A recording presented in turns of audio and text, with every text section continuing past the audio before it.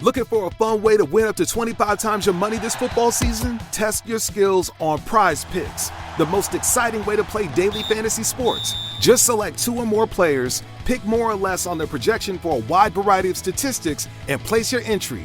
It's as easy as that. If you have the skills, you can turn $10 into $250 with just a few taps. Easy gameplay, quick withdrawals, and an enormous selection of players and stat options are what make Prize Picks the #1 daily fantasy sports app. Ready to test your skills? Join the Prize Picks community of more than 7 million football fans who have already signed up. Right now, Prize Picks will match your first deposit up to $100. Just visit prizepicks.com/get100 and use code GET100. That's code GET100 at prizepicks.com/get100 for a first deposit match up to $100. Prize Picks, daily fantasy sports made easy. For the ones who get it done, the most important part is the one you need now. And the best partner is the one who can deliver. That's why millions of maintenance and repair pros trust Grainger, because we have professional-grade supplies for every industry, even hard-to-find products. And we have same-day pickup and next-day delivery on most orders. But most importantly, we have an unwavering commitment to help keep you up and running. Call, click Grainger.com, or just stop by. Grainger, for the ones who get it done.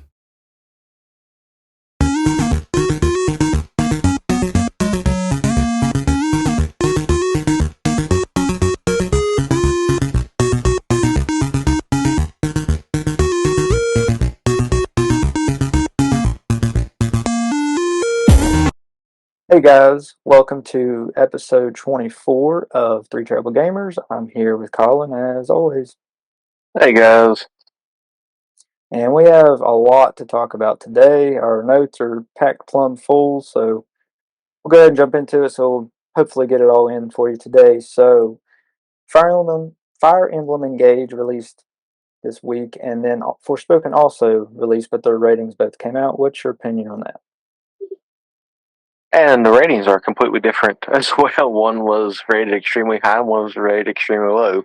Starting out with the high one, Fire Emblem Engage, it had a 81% on Metacritic and a 9 out of 10 on IGN. So, I mean, I'm going to go ahead and say it, it's a Nintendo title. So, big shock there.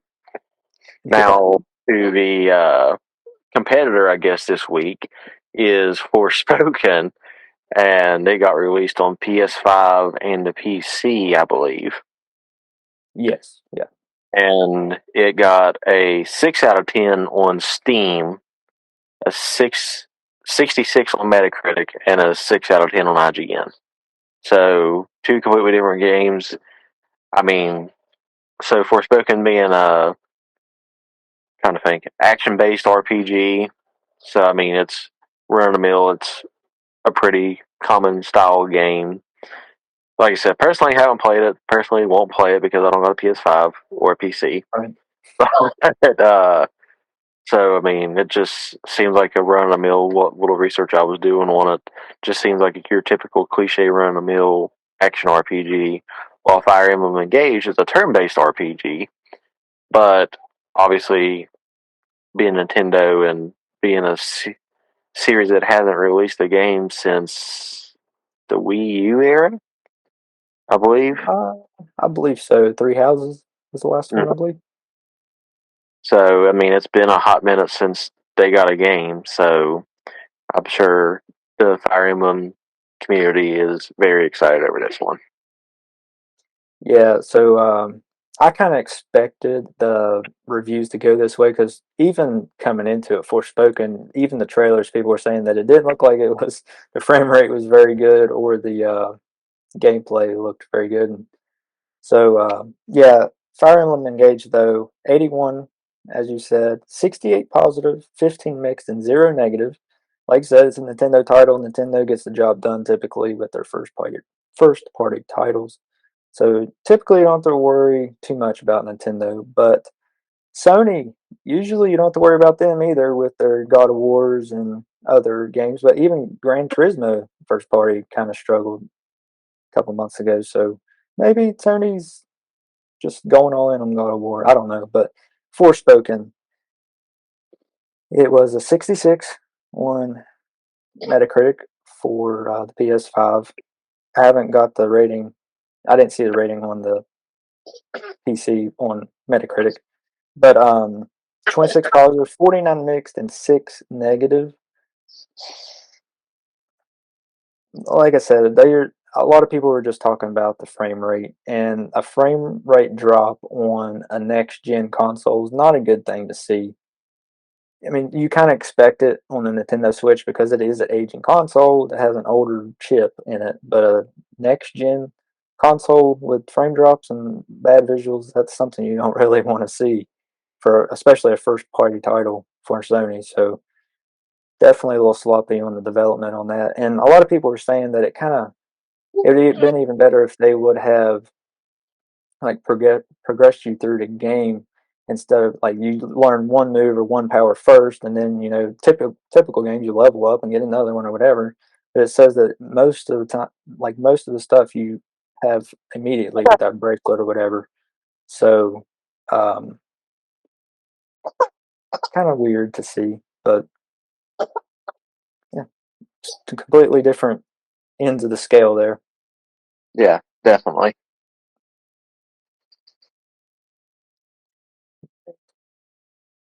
And some more rumors have appeared. A 2D Metroid game has been rumored. Not The Metroid sword. Dread this time. Yeah, it's not Metroid Dread. It's I guess, the successor. Sequel. I guess it's still technically a sequel. Yeah. So it's Nash Weedle was the guy who released it, which he released it in Spanish because I guess he's of some sort of He is Spanish. Spanish. But it got leaked. He's the same guy who released Dread. Well, Right. had leaked Dread, Leak. Yeah. and I said it could be out as soon as 2025. Which, yet again, he didn't really. Dread was pretty much right around the corner whenever he leaked it this time. So I think this one is just a rumor and him trying to get his name back out there. Okay, so you don't think it's true at all? I don't think it's true at all. But again, I Okay, can't read Spanish. But that's true. Well, I did see the quote translated, and it just said 2D. I believe it was 2D MS, which is Mercury Steam, who developed Metroid Dread, and then it said 2025, and then a wink face. So basically, it was leaking the new Metroid 6 or whatever. But yeah, same person that leaked Metroid Dread right ahead of it. And for those of you who don't know who Mercury Steam is, like I said, they are the ones who developed Metroid Dread and the remake of the second Metroid game on the 3DS. Um, but apparently, according to him, they are currently developing Metroid 6 and plan to release in 2025, as Colin said.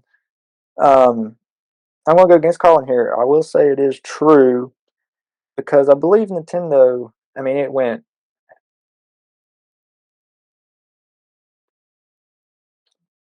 15 years without a 2D Metroid game between mhm. Fusion and Dread. And Dread has been leaked since 2005. Like it's been rumored and then shut down.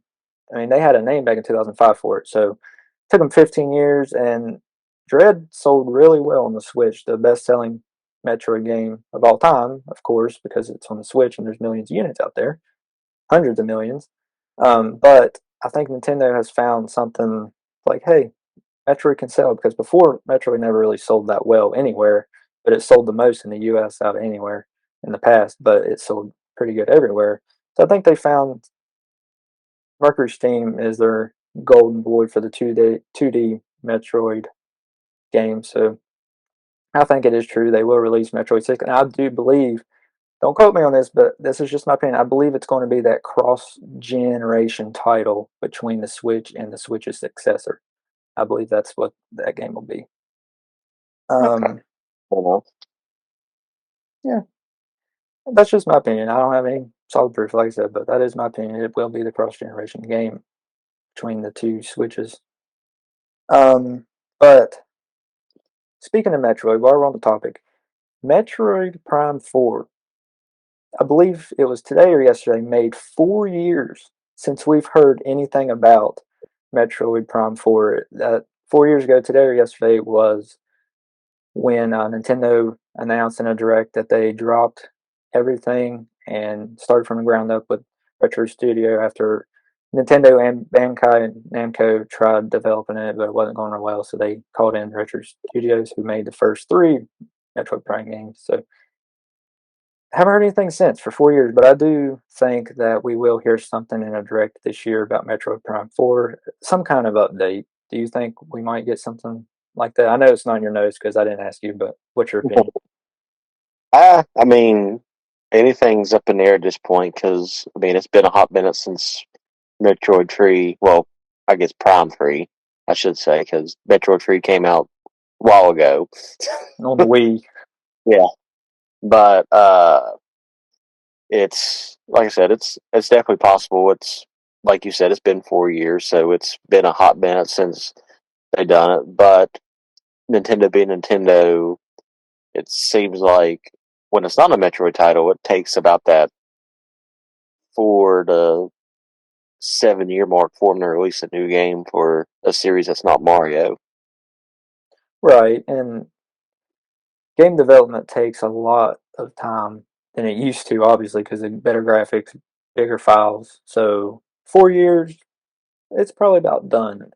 But do you think there's a chance that they could have everything could have went bad and they just dropped it and scrapped it altogether and didn't tell anybody? Or do you think it is still coming? I mean, naturally, it don't matter how far in the future it'll come, it'll eventually come. It's just how soon we're talking about here. Right. Eventually, even if it's within the next 20 years, we'll get we'll get a Prime 4. If not, then I'm sure the fans will make one like they did Metroid 2 Remake before Nintendo came out with their own. Exactly. So, like I said, it's just one of those things. It'll happen eventually. It's just I don't got a exact time frame or thinking when it's going to happen. Right. Okay. Moving on then to something that is in your notes. Xbox Quarter 2 revenue results. Uh, well, Nintendo's going bankrupt. I'm joking. uh, Microsoft. yeah, Microsoft. My bad. But yeah, they are. They declined in everything except for Game Pass. So, with a 13% decline in the revenue from this time last year, a Yep. 12% decline in services, and a 13% decline in consoles. And the only reason why I think the Game Pass grew in this situation was it was the holiday. It was the holiday season, so therefore they was offering that $1 Game Pass to everybody. Right. Okay. Yeah, everything's down except for Game Pass, like you said. I think it's because we haven't had a big Microsoft Xbox game release in forever. I mean, they everything got postponed. Everything got postponed from 2021 to 2022. Everything got postponed from 2022 to this year, and we'll get into it here in a minute. Actually, the next topic, the Xbox Direct. So there are going to be some games releasing this year. So I think all of their numbers will go up, even including their hardware sales. But don't think that Microsoft's going bankrupt because they still brought in several billions of dollars last year, and well, just in Quarter 2. So they're still, even with the tens of thousands of employees getting laid off, they are making money. I don't know. They're going bankrupt. I'm calling it. Well, they might, but Bill Gates will have some issues then if he goes bankrupt. You can watch his spending. Obviously, he is if he's cutting people. Yeah, but the Xbox Direct results. Well, unlike you, I didn't have time to watch the whole thing. You did So, have time to watch the whole thing? not. Oh, I didn't either. I just Oh, watched it 10 minutes before we started. I didn't even do that. I just went on there. I seen where there's 5 games that got announced and 4 release dates for upcoming games. Other than that, that's all I really have on the direct results. All right, I got you. All right, Minecraft Legends will release on April 18th.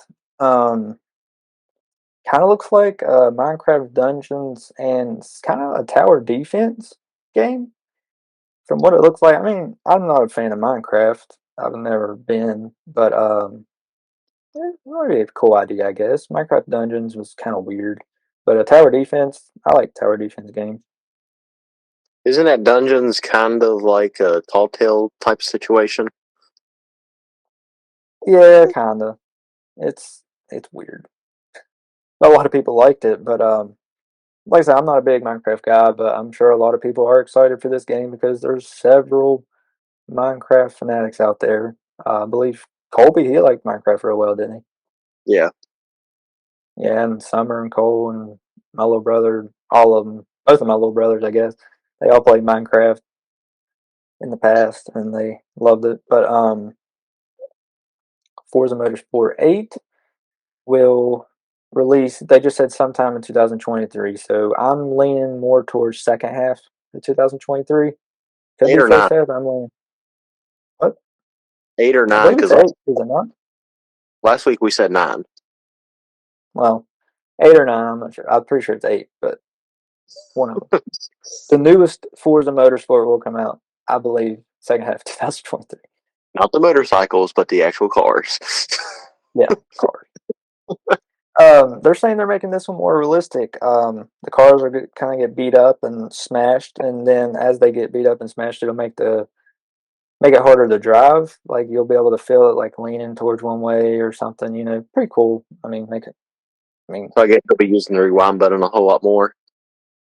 yeah, I guess, but I mean, technically, didn't GTA San Andreas have that? Like when the car was beat up, it kind of made it lean or something like that. Best I can remember. They done it, drifted quite a bit, but it was just one of those things, which I know in Grip the Auto, you beat it up enough, it eventually blow up, so. Yeah. I don't know if it'll blow up, but. I don't know if that's the best thing to compare to. Yeah, but I believe they said it'll go all the way like to the tires, like customizing everything. It's pretty cool, I guess. Hi-Fi Rush. It was a shadow drop, and it's out now. If you want to go pick it up on Game Pass and download it. The graphics, it's kind of like a Jet Set Radio and a Beautiful Joe, like a real cartoony, cel shaded, kind of like Borderlands type looking. It looks pretty good. So you can check that out if you're into that kind of stuff. It's not a huge game. It's just like a little, maybe a little bit bigger than an indie title, I guess. But it is first party. Elder Scrolls Online. The mistletoe margarita, the Scrooge driver, the North Pole punch. The holidays call for cocktails, so get everything you'll need for them delivered with Drizzly, the go-to app for drink delivery. So what's it gonna be? Classics like Bullet Bourbon, Don Julio Reposado, or Kettle One, or maybe something new. Find it all on Drizzly, where you can get beer, wine, and spirits delivered for any holiday festivity. Download the Drizzly app or go to drizzly.com. That's DRIZLY.com today. Must be 21 plus, not available in all locations. Looking for a fun way to win up to 25 times your money this basketball season? Test your skills on Prize Picks, the most exciting way to play daily fantasy sports. Just select 2 or more players, pick more or less on their projection for a wide variety of stats, and place your entry. It's as easy as that. If you have the skills, you can turn $10 into $250 with just a few taps. Easy gameplay, quick withdrawals, and injury insurance on your picks are what make Prize Picks the #1 daily fantasy sports app. Ready to test your skills? Join the Prize Picks community of more than 7 million players who have already signed up. Right now, Prize Picks will match your first deposit up to $100. Just visit prizepicks.com/get100 and use code GET100. That's code GET100 at prizepicks.com/get100. for a first deposit matchup to $100. Prize Picks, daily fantasy sports made easy. At Granger, we're for the ones who specialize in saving the day and for the ones who've mastered the art of keeping business moving. We offer industrial-grade supplies for every industry with same-day pickup and next-day delivery on most orders, all backed by real people ready to help. So you can get the right answers and products right when you need them. Call, clickgranger.com, or just stop by. Granger, for the ones who get it done. There's an expansion releasing in June. That's all it says, is just in June. But if you already have the game, then it's just free DLC. And so, me, I've never been a big Elder Scrolls person. I don't like Skyrim. I don't like any of that stuff. I know a lot of people are going to hate me for that, but never been big into it. And then Redfall, that and Starfield are the two big releases of Microsoft's 2023. Redfall, if you guys don't know what Redfall is because you've been living under a rock, it's a story-driven shooter. It's kind of similar to Far Cry, I guess. People are saying Far Cry in a 3D Castlevania, I guess. You fight vampires. Kind of like Castlevania, I guess. I guess I've That's been pretty living cool. because I don't know You're about living under a rock? We do gaming news and Colin's living under a rock. That's right. That's all right.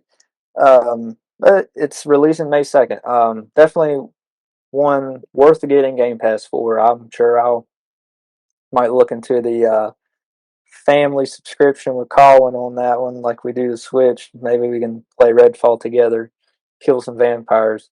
But that way you actually have a reason to pay for mine this time. Yeah, that's right. But I don't know, because Tears of the Kingdom comes out 10 days later, so I don't know if I want to buy Game Pass and then just waste my money because I'm going to be putting hundreds of hours into Tears of the Kingdom. So, sorry, Redfall. Tears of the Kingdom comes first for me. But I will definitely try it out sometime on Game Pass. Try to talk Colin into sharing it with me. But we are missing Starfield. That wasn't in the direct. So it's on their website. It still says first half 2023, but considering we haven't heard anything about it, I'm saying it'll probably get delayed to second half 2023 or maybe even first half 2024. Unfortunately, but I think it was a pretty strong showing from Microsoft, given not very many games, but pretty good quality out of their studios. But as it should be, because like I said, it's been a couple years since we've had a big name title from Microsoft release. So Hogwarts Legacy will have over 100 different side quests. That's a lot. Yeah, it is. I guess you could definitely get your money's worth out of the game. Right. But so the research I was doing on it says side quests can manipulate the main campaign. Yeah. Virtue of experiences that you had. So in saying that, it's like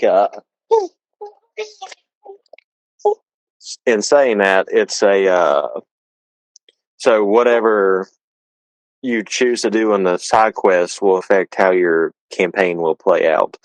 I've seen it before with, like I mentioned Telltale Games earlier, with like The Walking Dead and stuff, which it wasn't really side quests, but you could choose to kill off like certain characters and stuff throughout the playthrough, and obviously that would affect the outcome of it. But the source that I was reading from, it said interacting with someone in a side quest will impact how you interact with them in the main storyline, and vice versa. So, with saying that, I also believe there's going to be tons of endings in this game, depending on which path you take with which side character, if you 100% it. Yeah, it sounds like there's going to be a lot of different alternate endings. Yeah, that's definitely a lot. But they will be able to be completed in any order, I read, and as you do them, like you said, as you do them or don't do them, it can determine a different thing and change the main story. So I'm not sure if you said that if you interact with somebody in a side quest, they can change the main story. I don't know if just a dialogue would be different or like that, like it implied that you've talked before, or if it'd be like a completely like it would change something completely in the story, or if it would just be like dialogue. I'm sure some things will change the story, but I'm like just interacting with a character. I don't know if it just changed the dialogue or not. Yeah, I mean, it's possible. I mean, we've seen games do it in the past, so it's not the first time that it's been accomplished. With that many side quests, probably, yeah, but as far as actual timing goes for different like the actual storyline, it's, like I said, cut and dry. It's been done before, but with the addition of 100 plus side quests to do, definitely puts a lot of play hours into it. Yeah, that's for sure. I mean, it's a good way to allow the player to tell their own version of the story, I guess. Whether they want to do a side quest, because some people just do the main quest and that's it. Me, I like to do, especially in Zelda games, I like to complete all of the side quests and then finish the main story that way. Um, like in Breath of the Wild, I had to complete all the shrines before I went and beat Ganon, and of course, beat all the divine beasts. I did not get all 900 Korok seeds. Didn't get the big old poop at the end. Nope, didn't get the big pile of poop, the golden poop. That wasn't a good enough reward for me to spend several hours getting little poop seeds. But just to remind you guys, we talked about before, this will release on February 10th. So,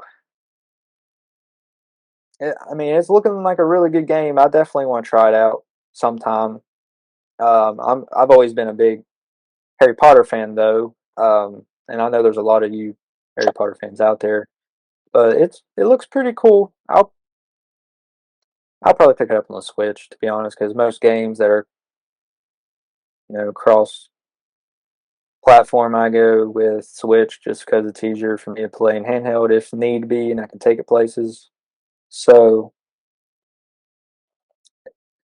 pick it up on Switch. Definitely try it out because I'd like to be a wizard in the world of Harry Potter. That'd be cool. I don't know. The reason why I But would get the game is probably because Sierra wanted it, because I've never been a huge Harry Potter fan. yeah, so you're gonna pick it up for Sierra eventually? Eventually, just because I know she'll probably want to play it, but like I said, me personally, it is what it is. It's just another game at this point to me, which I don't know. Yeah, I could get it and I could enjoy it, but at this point, like I said, I'm never getting into any of the books or the movies, so I'm just like, whatever. I don't read books. I watch them. But just tell Sierra that there's no helicopters in this, so she don't have to worry about that. Yeah. But there is brooms that you could fall off, I'm assuming. Yeah, probably, but I do know that much about the series. yeah, but she shouldn't. Definitely no helicopters for her to fall off of and die. But moving on, Goldeneye has finally released on Nintendo Switch Online and then Xbox Game Pass. And it came out today, actually. The day of recording is the 27th, but by the time you hear this, it'll be out a couple days. Unless you're live on Twitch right now. Yeah. So, Nintendo Switch having it, which obviously it came out on the N64. So, Nintendo had first dibs on it whenever all the relicensings and everything else came through. And the Xbox Game Pass got it as well. But there's a slight difference in between the two. And the Nintendo Switch, you can actually play it online against other people. So you get a big old nice screen to yourself while you're playing against other people like you would on any other first person shooter. But for the Xbox and the Game Pass, you can only do local play. Like the original game. Just like the original game. Yeah, So I mean, the Game Pass family plan for that game. yeah, I'll stick with once we get the Nintendo 64 back on there. I was gonna say, yeah, you have to have the N64 expansion pass for it to work too. You just can't have Nintendo Switch Online. Right. Kind of disappointing on Microsoft's side. They own the rights to it, and yet they don't add online play. You would think it would be the other way around. They would release it on the Nintendo Switch Online local play only, and on their own platform with online.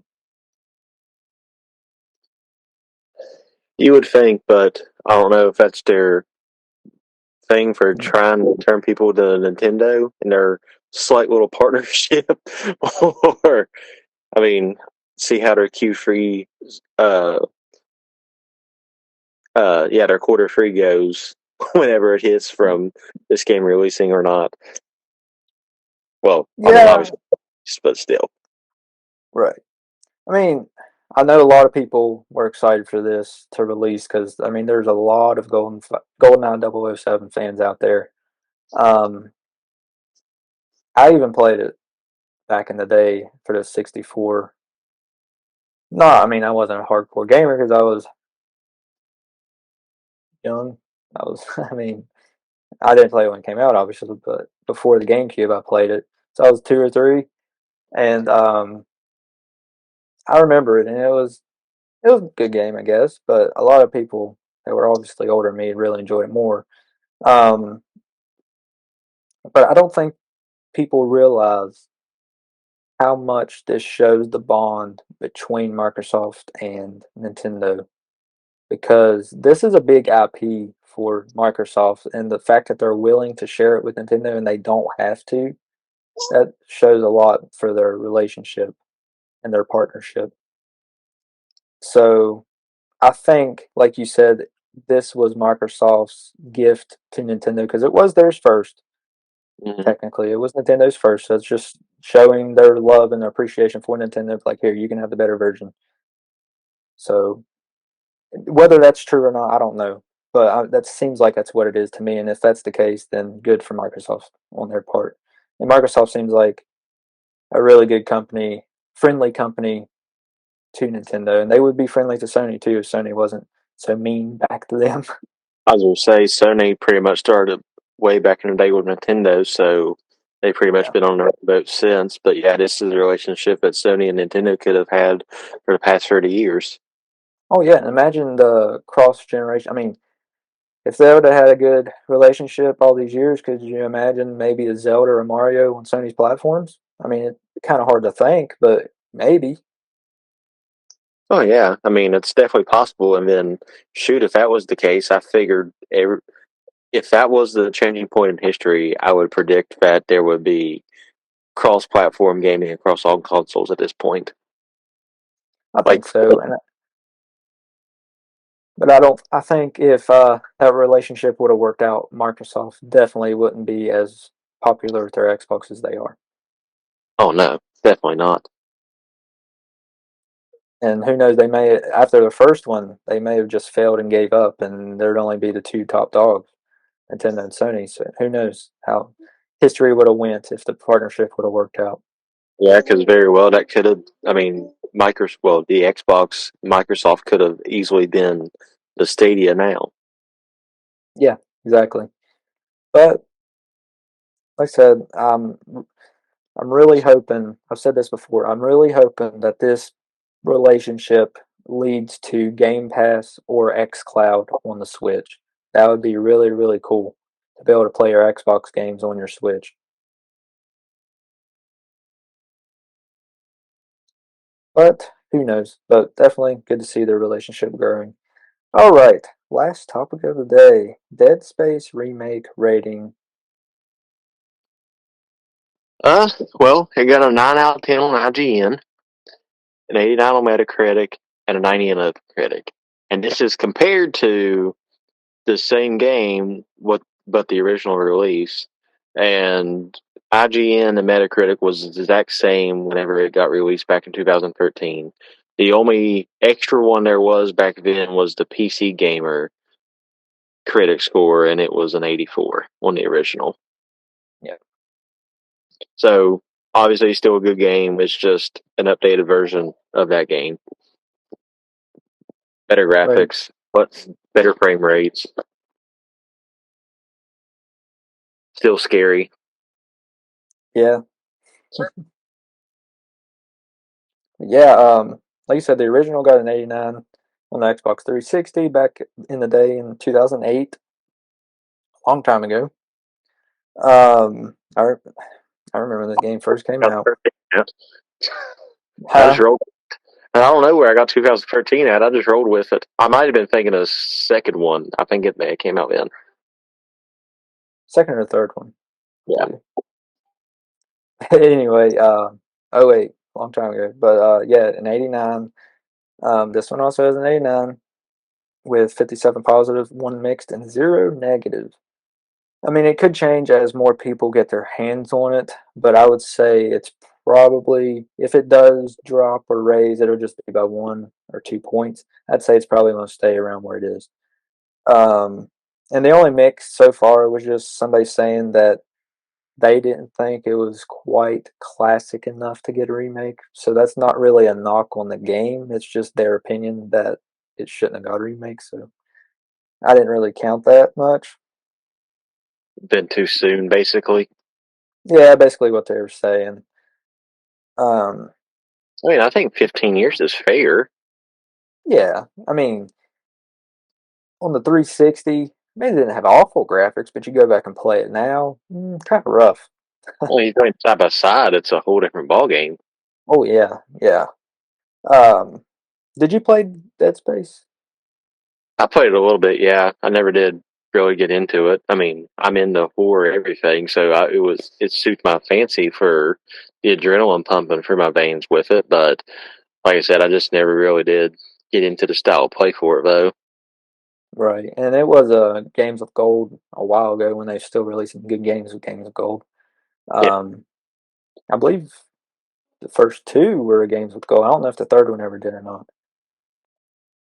But if anybody out there has not played Dead Space, pick it up. It is a really good game, and if you like horror movies, it's really good. It's better than Dead by Daylight. I'm sure a lot of you young kids and stuff have played Dead by Daylight. It's a lot better than Dead by Daylight. Is it? You believe so, Colin? oh yeah, definitely. I mean, I guess it depends on your style of play too. If you prefer to play multiplayer with a bunch of people, then yeah, Dead by Daylight, you know, all day long. But if you like the single player cinematic experience, then Dead Space all day long. Right. Yeah. If you're just in for a horror game, definitely Dead Space over top of Dead by Daylight. And for those of you that know what Outlast is, it's also a horror game, but Dead Space is, in my opinion, better than Outlast or Outlast 2. Yeah, definitely recommend it. Pick it up. And all these games that I have mentioned are in our description of this episode for the affiliate links of Amazon, so you can pick them up. Easy links if you're searching for those. Yeah. And since that's the case, we may as well go ahead and roll through the rest of our affiliates. Yep. So we're actually live on Twitch right now. So instead of playing games right now, we're just going to do our podcast live on Twitch. We'll just have it under the just chatting genre of gaming at that point. So if you guys want to watch live, it's free. Go on Twitch, and we'd love to have you. May stick around. I mean, at least I will for a couple minutes if you guys have questions or you guys have put in the chat or anything. Say Friday night, 9 o'clock. Yeah, yeah. Friday nights at 9 o'clock is typically when we start recording. So I'll put the Twitch in the description if it's not already. It may already be. I don't think it is. But I'll put it in there so you guys can have it from now on. Keep it on your phone, whatever. Or just follow us on Twitch, and I'll give you a notification when we're live. So, and subscribe to our YouTube. Colin's been working on TikTok and the Facebook. Still want you guys to, well, I said, and Tweeter. yeah, and Twitter. Still want you guys to join our Discord so we can chat with you guys. We'd love to have you there and just talk to you casually. Um, Anything else? Redbubble will get merch. Yeah, merch. Buy our merch. I need to pick up a couple shirts sometime so I can show them to you guys. And instead of wearing real tree fishing, I can wear Three Trouble Gamers. And our NordVPN, if you decide you want a special thing, go to our link on that as well. I'll put that in the description. You'll have to send it to me. I forgot it last time, but it is what it is. Yeah, they'll be all right. They're not giving anything. All right. Well, I guess that's it. Yeah, we'll catch you guys next week. Thanks for listening. Later, guys.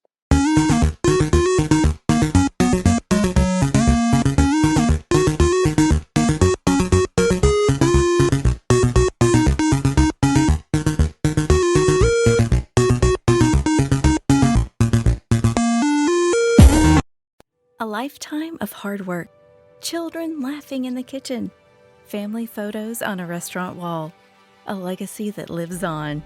It all comes from the power of a conversation, like the one Tommy Hall had with First Horizon Bank about taking over his father's Charleston-based restaurant business. Now the table is set for a whole new generation. First Horizon Bank. Let's find a way. Go to firsthorizon.com/Tommy. First Horizon Bank, member FDIC. Looking for a fun way to win up to 25 times your money this football season? Test your skills on Prize Picks, the most exciting way to play daily fantasy sports. Just select 2 or more players, pick more or less on their projection for a wide variety of statistics, and place your entry. It's as easy as that. If you have the skills, you can turn $10 into $250 with just a few taps. Easy gameplay, quick withdrawals, and an enormous selection of players and stat options are what make Prize Picks the #1 daily fantasy sports app. Ready to test your skills? Join the Prize Picks community of more than 7 million football fans who have already signed up. Right now, Prize Picks will match your first deposit up to $100. Just visit prizepicks.com/get100 and use code GET100. That's code GET100 at prizepicks.com/get100 for a first deposit match up to $100. Prize Picks, daily fantasy sports made easy. For the ones who get it done, the most important part is the one you need now. And the best partner is the one who can deliver. That's why millions of maintenance and repair pros trust Grainger, because we have professional-grade supplies for every industry, even hard-to-find products. And we have same-day pickup and next-day delivery on most orders. But most importantly, we have an unwavering commitment to help keep you up and running. Call, click Grainger.com, or just stop by. Grainger, for the ones who get it done.